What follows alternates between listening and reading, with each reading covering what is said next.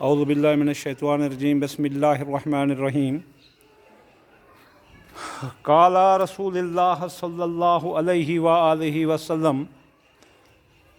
رسول اللہ صلی اللہ علیہ وآلہ وسلم سے روایت ہے، یہ حدیث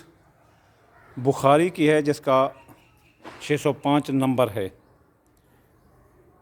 رسول اللہ نے فرمایا کہ اگر نمازیوں کو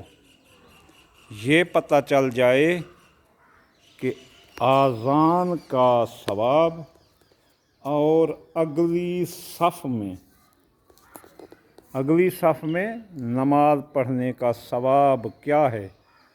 تو یقیناً لوگوں کے درمیان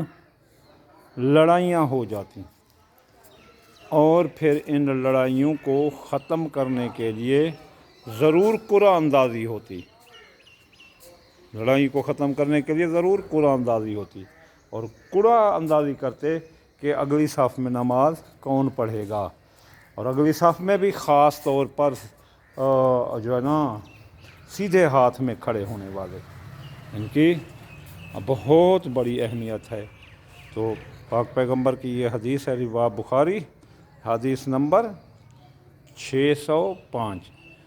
یہ اگلی صفوں میں اور اذان کا ثواب کا اندازہ ہو جائے تو لوگ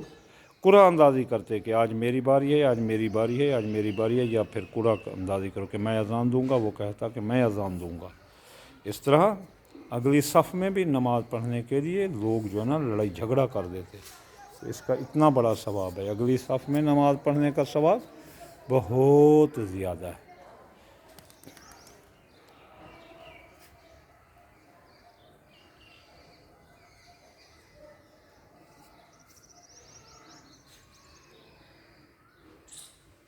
جی السلام علیکم۔